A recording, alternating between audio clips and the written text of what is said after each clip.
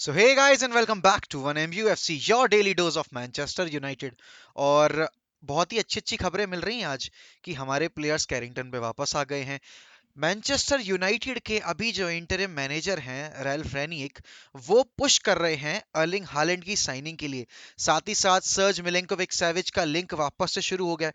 वो कहानी जो 4 साल से चलती आ रही है एक बार फिर से पनपती दिख रही है, क्योंकि मिलेंकोविक सैविज के जो टर्म्स हैं लाजियो के जो मैनेजर हैं अभी मौरित्सियो सारी, उनके साथ फॉल आउट हो चुके हैं और नहीं समझ में आ रहा है कि आगे आने वाला फ्यूचर उनको क्या दिन दिखाएगा। तो यूनाइटेड 4 साल से मिलिंकोविक सैविज से लिंक होती आई है, बट इस साल सबसे ज्यादा रियलिस्टिक अपॉर्चुनिटी है। साथ ही साथ Anthony Martial will hold talks with Ralf Rangnick regarding his future, कि भाई आप अगर मुझे यूज नहीं करना चाह रहे हो तो लेट मी गो। और इसके अलावा बहुत सारी और सी खबरें हैं, जैसे कि हुलियन अल्वारेज, जो कि अभी इंडिपेंडेंटे जो अर्जेंटीनियन लीग है उसमें खेल रहे हैं, 21 साल के जवान छोकरे, उनको हम टारगेट कर रहे हैं एज आर स्ट्राइकर।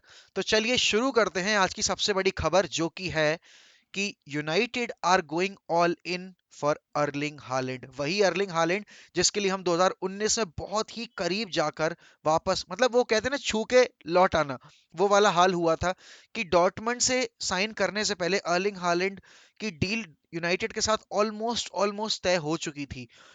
सोल्शायर की सारी बातें हो गई थी, उनके पिताजी उनके पिताश्री जो सिटी के लिए खेल चुके हैं। तो एल्फी हालैंड आए थे कैरिंगटन पर सारी फैसिलिटीज देखने, ओल्ड ट्रैफर्ड भी उन्होंने विजिट किया था, और सबको लग रहा था कि Erling Haaland will be heading to Manchester, और इस बार ओल्ड ट्रैफर्ड पर, ना कि एतिहाद पर जैसे उनके पिताजी गए थे।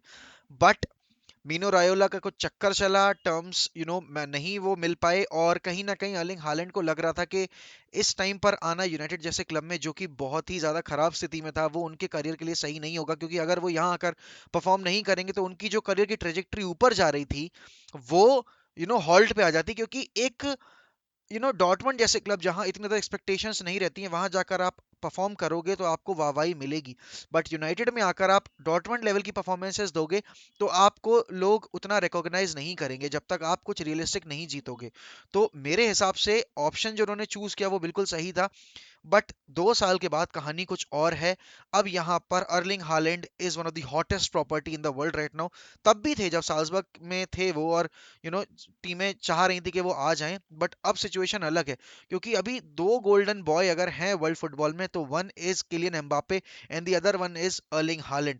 तो जो लोग ये सोच रहे हैं कि Real Madrid both Kylian Mbappe and Erling Haaland को साइन कर लेगी कि विंडो में, तो भाई रियलिस्टिकली अगर ऐसा हो जाता है तो ये मान के चलो कि one of the biggest rivalry जो पनप सकती है आफ्टर मेसी रोनाल्डो वो किल हो जाएगी, क्योंकि दो सुपरस्टार्स एक ही टीम में जो कि बहुत ही अव्वल दर्जे का पोटेंशियल रखते हैं, अगर आप उनको एक ही टीम में फिट कर दोगे तो ना तो आप एम्बापे का ट्रू लेवल देख पाओगे, ना आप अर्लिंग हालैंड का ट्रू लेवल देख पाओगे। तो मेरे हिसाब से अभी बेस्ट सिनेरियो यही है कि एम्बापे तो जा ही रहा है रियल मैड्रिड में, मतलब 99% सर्टेनिटी है कि रियल मैड्रिड में एम्बापे अगले सीजन आपको दिखेगा।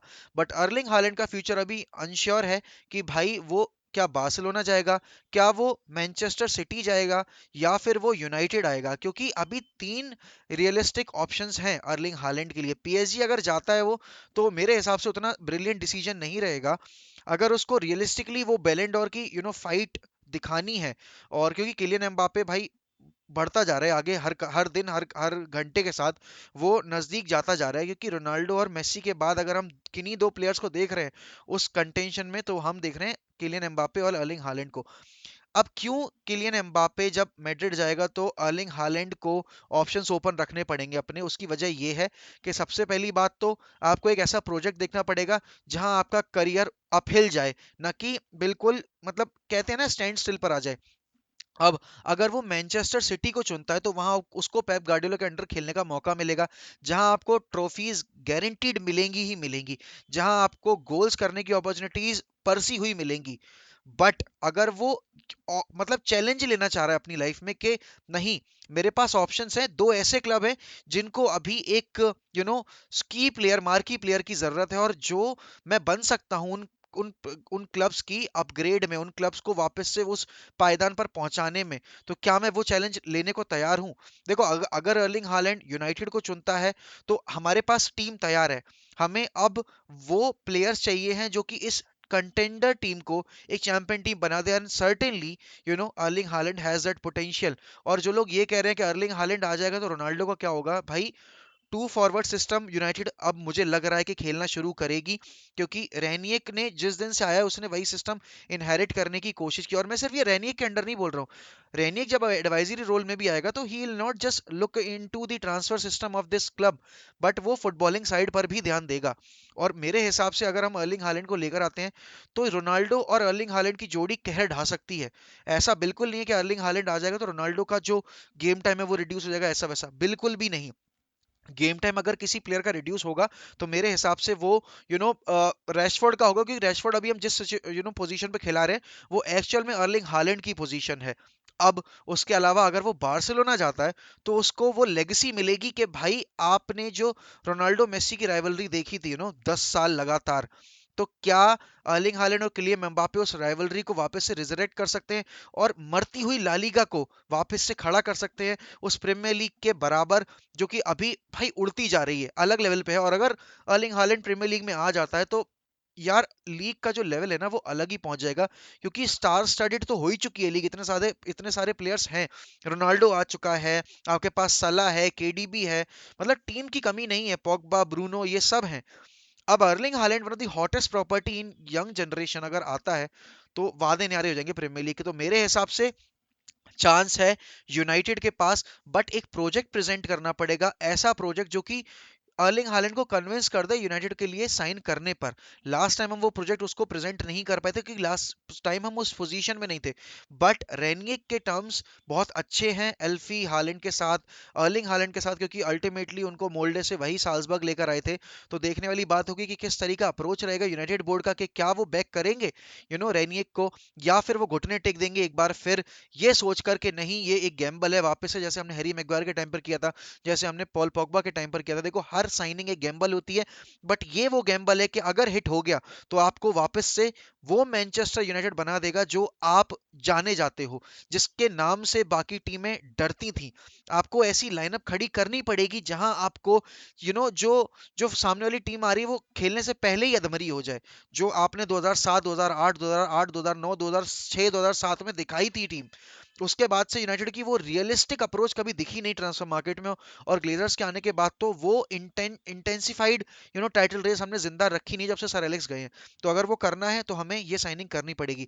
अब उसके साथ ही साथ मिलिंकोविच सेविच का जो लिंक आया है, Milinkovic Savic is a centre mid player, बहुत ही ज्यादा सिमिलर काइंड ऑफ कैटेगरी का प्लेयर जैसा पॉगबा है। अगर पॉल पॉगबा जा रहा है तो हमारे पास एक परफेक्ट प्लेयर रहेगा मिलिंकोविच सेविच में, और बहुत हाई डिमांड सैलरी नहीं है भाई, आराम से 25 मिलियन में आ जाएगा आपके पास मिलिंकोविच साविच। और 25 मिलियन में मैक्स बोल रहा हूँ, मतलब आज से 3 साल पहले जब डील हम करने की सोच रहे तब वो हमें कॉस्ट कर रहा था 85 मिलियन का।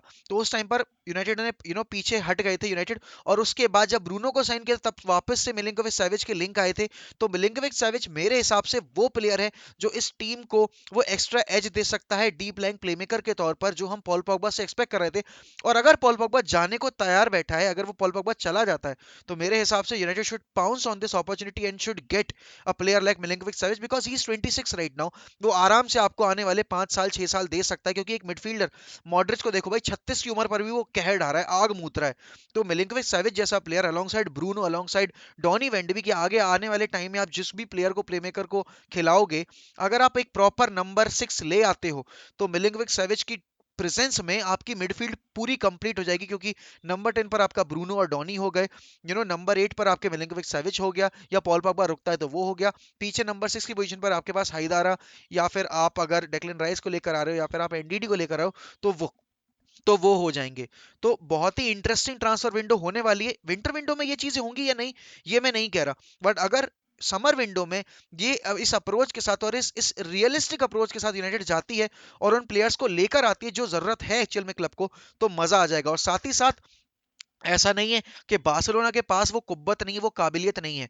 यहाँ इस सीजन अगर बार्सिलोना सिक्योर कर लेती है चैंपियंस लीग फुटबॉल, तो वो अर्लिंग हालैंड को अपने पास लेकर आ सकते हैं, क्योंकि अल्टीमेटली अर्लिंग हालैंड का मेन ऑब्जेक्टिव है चैंपियंस लीग में खेलना, जो कि डॉर्टमंड अगर नहीं ऑफर कर पाती है at the end of the season, तो बहुत मुश्किल हो जाएगा उनके लिए हालैंड को अपने पास रखना। और 99% 95% चांस यही कि Erling Haaland will move out of Bundesliga and out of Dortmund. तो बहुत ही अच्छी अपॉर्चुनिटीज है इन दो क्लब्स के पास। और मैन सिटी को तो नंबर 9 चाहिए। अगर वो केन के लिए नहीं जा रहे तो भाई पूरी पूरी पुरजोर, जब वो केन के लिए 170 मिलियन देने को तैयार थे, तो वो अर्लिंग हालैंड के लिए तो भाई अपनी पलकें बिछा देंगे, अपने गुर्दे बेच देगा पेप गार्डियोला। और ये भाई ये हो भी सकता है, ये होना भी चाहिए, क्योंकि अगर वो प्लेयर आपकी टीम में आ जाता है, रायोला के चोचले तो हैं, मैं मानता हूँ रायोला तो परम मादरचोद आदमी है, बट अर्लिंग हालैंड जैसा प्लेयर जो कि आपको गोल्स गारंटी कर रहा है, जो आपको वो प्रेजेंस गारंटी कर रहा है, who is a match winner, ठीक है ना, तो इससे ज्यादा और आपको क्या चाहिए एक प्लेयर में। अब एंथनी मार्शल की न्यूज आई है कि एंथनी मार्शल को सेविया में ज्यादा इंटरेस्ट दिख रहा है, और वो चाहते हैं कि वो रैग्निक के साथ बैठकर जल्दी से जल्दी अपना फ्यूचर पता कर ले। और हो सकता है कि यू नो अगर यूनाइटेड वाकई में एक स्ट्राइकर के लिए जा रही है, तो कवानी के देखो रूमर्स ठंडे हो चुके, Cavani is not going to Barcelona as of now. अभी यूनाइटेड के पास कोई कंक्रीट इन्फॉर्मेशन नहीं है कोई। और जो इंटरेस्ट दिखाया था इनिशियली, तो जेरार्ड रोमेरो ने वो चीज क्लियर कर दी कि अब बार्सिलोना ठंडी पड़ चुकी है, क्योंकि वो अदर पॉसिबल ऑप्शंस देख रहे हैं जो कि उनको ज्यादा बेटर तरीके से हेल्प कर पाएंगे, क्योंकि कवानी का इंजरी रिकॉर्ड बहुत खराब है। अब उसके अलावा मार्शल की न्यूज के साथ मैं ये रिलेट करना चाहूंगा कि हम साथ ही साथ अल्वारेस को भी टारगेट कर रहे हैं, हुलियन अल्वारेज फ्रॉम अर्जेंटीना, जो कि 21 साल का जवान छोकरा है। तो यूनाइटेड अगर वाकई में स्ट्राइकर के लिए टारगेट कर रही है, तो ये मान के चलो कि मार्शल के days are numbered now. Martial की अब इस टीम में जगह मुझे बनती नहीं दिख रही है। अब यूनाइटेड अगर बेचना चाह रही है मार्शल को, तो ये विंटर विंडो में उनके पास बेस्ट ऑप्शन है कि उसको लोन आउट करो और एक प्लेयर लेकर आओ मार्शल की जगह, जो कि एक्चुअली टीम को हेल्प कर पाए उस सिस्टम में जिस सिस्टम में रैग्निक खिलाना चाह रहा है। तो यहाँ पर अगर अल्वारेज अवेलेबल है, because he is 21, he is very very good player, he is a versatile player, he can play on the wings, he can play as a second second striker, he can play as the number 9 as well. तो बहुत देखने में मजा आएगा कि इस winter window में United का क्या अप्रोच रहेगा। अब उसके अलावा ये और न्यूज आई है कि भाई हमारे प्लेयर्स वापस आ गए कैरिंगटन पर। और कैरिंगटन पर वापसी का मतलब ये है कि United are prepared to face Burnley at 28 December. तो अच्छी न्यूज है सभी के लिए। अभी 18 प्लेयर्स वापस आ चुके हैं, ट्रेनिंग पर अवेलेबल हैं। और उसके बाद रोनाल्डो और बाकी कुछ प्लेयर्स मिसेंगे अभी, बट 18 का प्लेयर का स्क्वाड आ चुका है। और प्रीमियर लीग ने एक नया रूल अप्लाई कर दिया है कि 18 साल से उम्र के जो, तो उनके लिए एक ये रूल है कि उनको वैक्सीनेशन सर्टिफिकेट दिखाना पड़ेगा, और उसके बाद ही उनको एंट्री मिलेगी। अब ये 18 साल के ऊपर का जो लॉ निकाला है प्रीमियर लीग ने, उससे फायदा किन किन टीमों को होगा? क्योंकि देखो, आपका जब यूथ जो आ रहा है वो मास नंबर्स में आता है, तो अगर वो वैक्सीनेटेड है तो ऊपर वाले एज के तो ले ही रहे हैं वैक्सीनेशन यार। तो यंगस्टर्स को वैक्सीनेट कराना बहुत जरूरी था। और साथ ही साथ ये भी न्यूज़ है कि 77% of the entire Premier League teams के जो प्लेयर्स हैं वो वैक्सीनेट हो चुके हैं। तो बाकी बचे जो 33% की जो वो है उनकी, तो सॉरी 23% की, तो उनको वैक्सीनेट कराने का नेक्स्ट टारगेट है। तो यहाँ से प्रीमियर लीग अगर हॉल्ट होती है, तो एक ही रीजन होगा कि जब प्लेयर्स बहुत ही ज्यादा इन्फेक्ट हो जाएंगे, और बिहाइंड क्लोज डोर्स का अब ऑप्शन नहीं बचेगा। तो अभी तो हाल फिलहाल ऐसा कुछ होता दिख नहीं रहा है, लेकिन तो बहुत ही सही डिसीजन है, सेंसिबल डिसीजन है। अगर फुटबॉल को कैरी ऑन रखना है, तो लोगों को ये बताना पड़ेगा कि भाई बिना वैक्सीनेशन के आप अलाउड नहीं करोगे। और डबल जैब्ड 77% प्लेयर्स हो चुके हैं प्रीमियर लीग में जो खेल रहे हैं। तो बचे हुए 23% प्लेयर्स का अगला टारगेट है कि भाई उनको भी डबल जैब कराया जाए, जिससे कि वो खतरा जो है कोविड का वो कुछ हद तक कंट्रोल किया जाए। देखो, पूरी तरीके से आप नेग्लेक्ट तो नहीं कर सकते कि नहीं होगा, बट कंट्रोल किया जा सकता है। तो यहाँ पर चारों तरफ से न्यूज़ अच्छी ही आ रही है, यूनाइटेड फैंस के लिए भी और इन जनरल फुटबॉल फैंस के लिए भी। तो देखने वाली बात होगी कि टीम्स का अप्रोच क्या रहेगा अब इस विंटर विंडो में, और स्पेशली यूनाइटेड और बार्सिलोना किस तरीके से रिएक्ट करेंगे इस सिचुएशन पर, कि जहां दो क्लब्स को बहुत ज्यादा जरूरत है एक ऐसे प्लेयर की, अर्लिंग हालैंड जैसे प्लेयर की, तो वो कौन सा प्लेयर होगा जो कि बाजी मारेगा।